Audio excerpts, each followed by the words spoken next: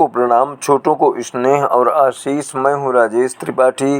स्वागत है आपका मेरे चैनल धर्म दर्पण में। धर्म दर्पण में हम विविध प्रकार के धार्मिक कथा प्रसंग तो सुनाते ही हैं, आपको तीर्थ स्थलों के भी सैर कराते हैं और बताते हैं उनके विचित्र जो कथाएं हैं उनसे जुड़ी हुई। आज हम आपको केदारनाथ धाम के कुछ चौंकाने वाले रहस्य बताने जा रहे हैं। हमने शीर्षक रखा है वीडियो का, जानिए केदारनाथ धाम के कुछ चौंकाने वाले रहस्य। हिंदुओं के पावन तीर्थ के रूप में गिना जाने वाला और 4 धाम में से एक प्रमुख धाम है केदारनाथ धाम। केदारनाथ का इतिहास रहस्यों से भरा है। रहस्य भी ऐसे जो आपको चमत्कृत कर देंगे, आप चौंक जाएंगे। कहते हैं कि यह स्थल लगभग 400 साल तक बर्फ के नीचे दबा था। 10 मई 2024 से बाबा केदारनाथ मंदिर के कपाट खुल गए हैं। कपाट 20 नवंबर 2024 को बंद होंगे। करीब 6 महीने के इंतज़ार के बाद कपाट खुलते ही केदारनाथ में दर्शकों का जो है तांता लग गया। वहाँ भीड़ हो गई, दर्शकों की, भक्तों की अपार भीड़ जुटने लगी। जब सर्दी बढ़ने लगती है और केदार घाटी बर्फ़ से ढक जाती है, तब 6 महीने के लिए मंदिर के कपाट बंद कर दिए जाते हैं। ऐसी मान्यता है जब कपाट बंद हो जाते हैं तो मंदिर में पूजा की जिम्मेदारी सभी देवताओं पर आ जाती है। जब मंदिर के कपाट बंद होते हैं उस समय एक अखंड ज्योति जलाकर रख दी जाती है। कहते हैं कि 6 महीने के बाद दोबारा जब मंदिर के दरवाजे खुलते हैं तो अखंड ज्योति जलती हुई मिलती है। यह भी एक आश्चर्य और रहस्य की बात है। ऐसी मान्यता है कि इस मंदिर का निर्माण आदि शंकराचार्य ने कराया था। केदारनाथ धाम के पीछे पांडवों का भी उल्लेख मिलता है। केदारनाथ को 12 ज्योतिर्लिंगों में से एक माना जाता है। इस ज्योतिर्लिंग की स्थापना के बारे में कहा जाता है कि हिमालय के केदार शिखर पर भगवान विष्णु के अवतार महातपस्वी नर और नारायण ऋषि तपस्या करते थे। उनकी आराधना से प्रसन्न होकर भगवान शंकर प्रकट हुए और उनके प्रार्थना के अनुसार ज्योतिर्लिंग के रूप में सदावास करने का वरदान दिया। आज भी वहाँ नर और नारायण नाम के 2 पर्वत हैं। केदारनाथ मंदिर के बारे में मान्यता है कि महाभारत के युद्ध में विजयी होने पर या पांडव अपने भाइयों की हत्या के पाप से मुक्ति पाना चाहते थे। इसके लिए वे भगवान शिव का आशीर्वाद पाना चाहते थे, लेकिन भगवान शिव पांडवों से नाराज थे, जिसकी वजह से वह उनको दर्शन नहीं देना चाहते थे। बाबा भोलेनाथ के दर्शन के लिए पांडव काशी पहुँचे, लेकिन वह उन्हें वहाँ भी नहीं मिले। वे लोग उन्हें खोजते हुए हिमालय तक आ पहुँचे। भगवान शंकर अंतर्ध्यान होकर केदार में जा बसे।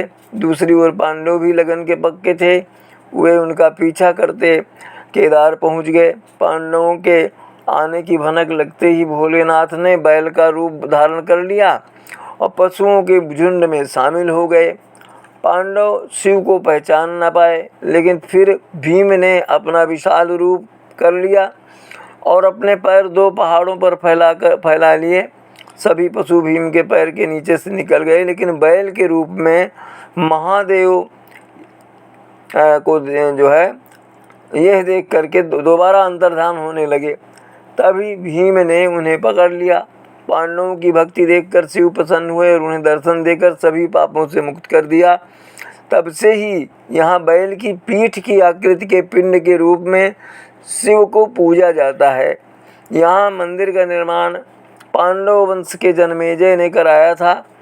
फिर बाद में इसका जीर्णोद्धार आदि शंकराचार्य ने कराया। मान्यता है कि यहाँ आने वाले भक्तों की सभी मनोकामनाएं पूर्ण होती हैं। अब जानते हैं केदारनाथ धाम की कुछ आश्चर्यजनक बातें और रहस्य। केदारनाथ न केवल 3 प्राचीन पहाड़ों से घिरा है, बल्कि यहाँ 5 पवित्र नदियों का संगम भी है। इस विशेषता के कारण इस स्थल की पवित्रता और भी अधिक मानी जाती है। मंदाकिनी नदी तो आज भी मौजूद है इस संगम का एक प्रमुख भाग है और केदारेश्वर धाम के निकट बहती है।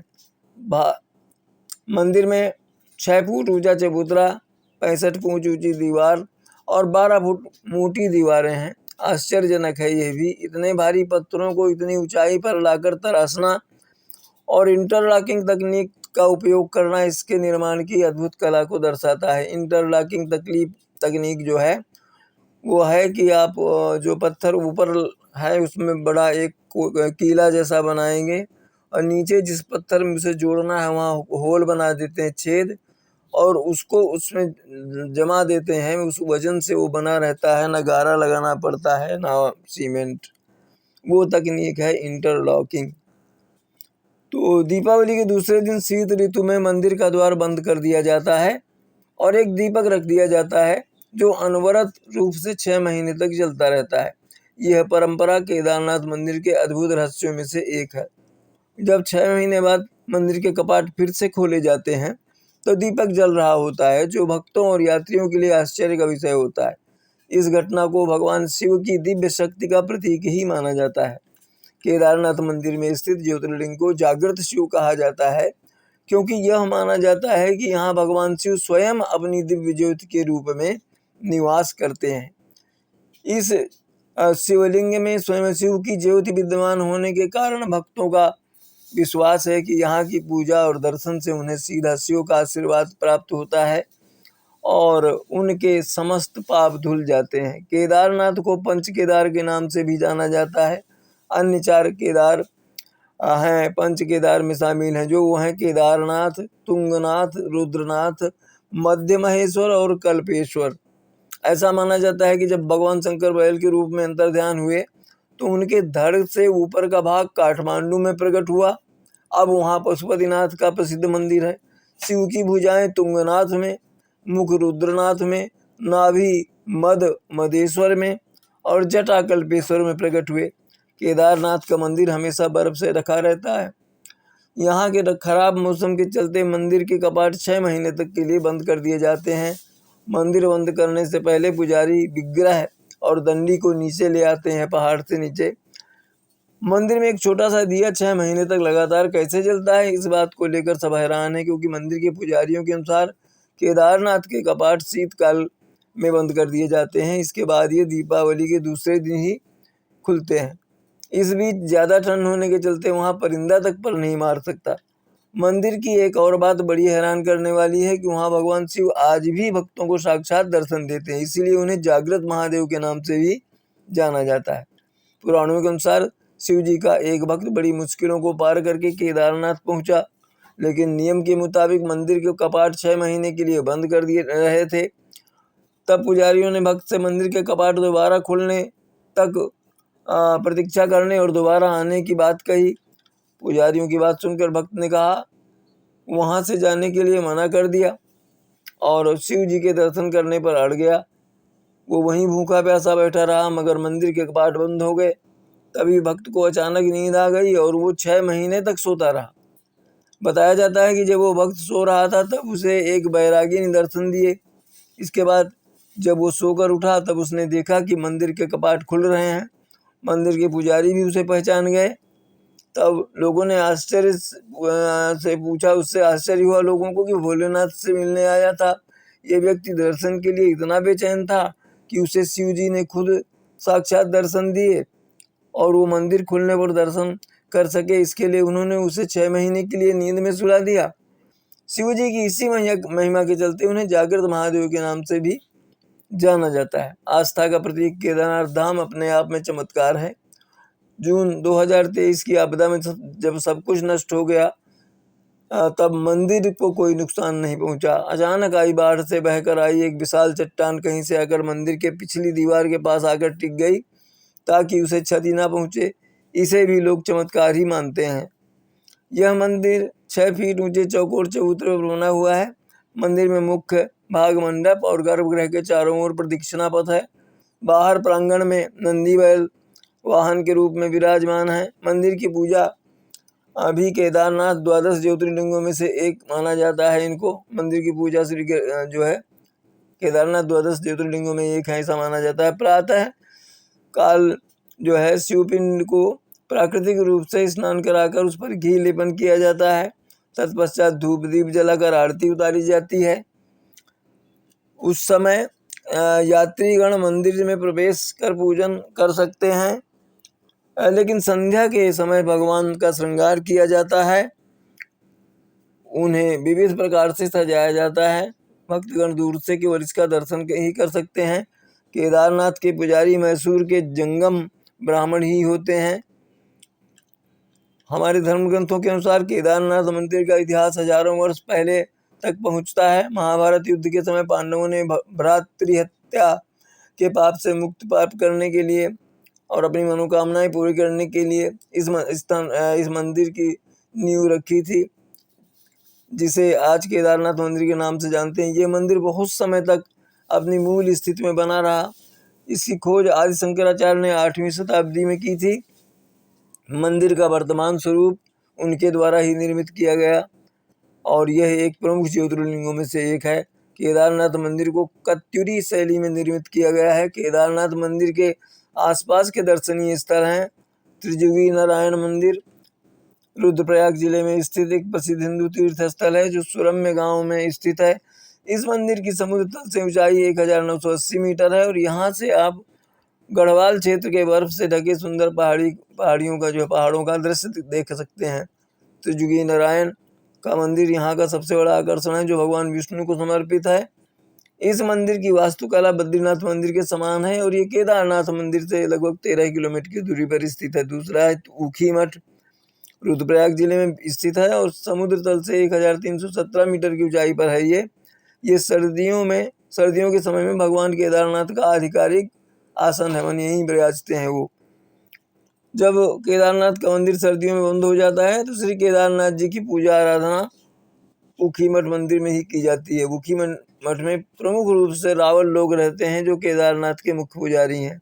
चोपड़ा एक शानदार हिल स्टेशन उत्तराखंड का मिनी स्विट्जरलैंड कहलाता है।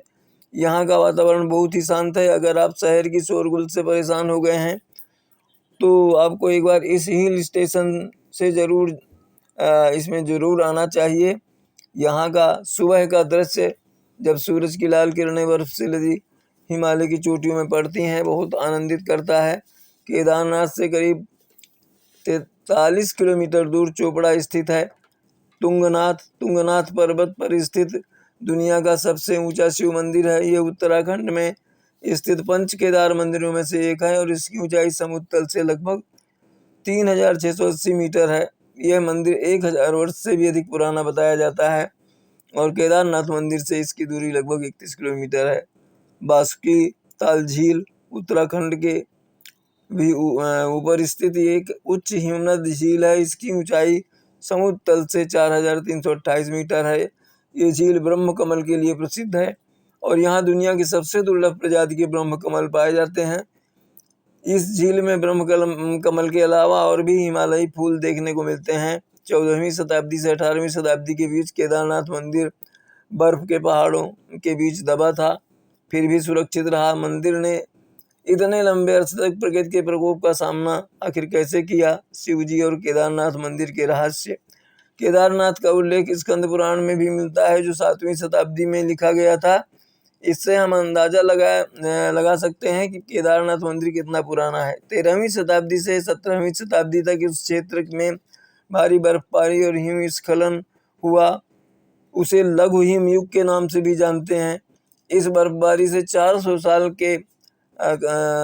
साल तक जो है केदारनाथ मंदिर बर्फ के नीचे दबा रहा और कई घर उस समय नष्ट हो गए, मगर यह बच गया। इसका कुछ क्षति नहीं हुई। 2013 में फिर उत्तराखंड में भीषण बाढ़ आई। कहते हैं कि मंदिर के पीछे स्थित बड़ी झील के अचानक फट जाने से यह हादसा हुआ था और हर तरफ तबाही मची थी। लोग डरे हुए थे। कुछ लोगों ने मंदिर के अंदर जाकर शरण ली। अचानक उन्होंने देखा कि मंदिर से कुछ दूरी पर एक बड़ी चट्टान आकर रुकी। उसी चट्टान की वजह से बाकी सभी पत्थर मंदिर को नुकसान नहीं पहुंचा पाते थे। सारे पत्थर या तो उस बड़े पत्थर से टकराकर टूट रहे थे या अपना रास्ता बदल रहे थे। केदारनाथ मंदिर में अनुष्ठान करने वाले पुजारी कर्नाटक के रावल समुदाय से हैं। वही अनुष्ठान और मंत्र 10वीं शताब्दी ईस्वी से दोहराए जा रहे हैं पुजारी द्वारा। इन सभी मंत्रों का उच्चारण कन्नड़ भाषा में किया जाता है। मंदिर का मुख्य पुजारी इन अनुष्ठानों को नहीं करता है, बल्कि अपने सहायकों से यह अवसर देता है पूजा का। केदारनाथ मंदिर में 5 प्रधान पुजारी हैं और उन्हें बारी बारी से प्रधान पुजारी को पदवी जो है प्राप्त होती है। तो ये तो था कि केदार के रहस्य और उसकी कथा जो हमने आज आपको सुनाई। इसी तरह अन्य किसी वीडियो के साथ आपसे भेंट होगी। तब तक के लिए आप सपरिवार सुरक्षित सानंद रहें, यही हमारी कामना प्रभु से प्रार्थना है। हमारे चैनल धर्म दर्पण को सब्सक्राइब करते रहिए, इसके वीडियो लाइक करते रहिए, अपने बंधु बांधवों में साझा करते रहिए। आपसे यही आग्रह है। आज यहीं तक, मिलते हैं अगले वीडियो में। तब तक के लिए प्रणाम, नमस्कार।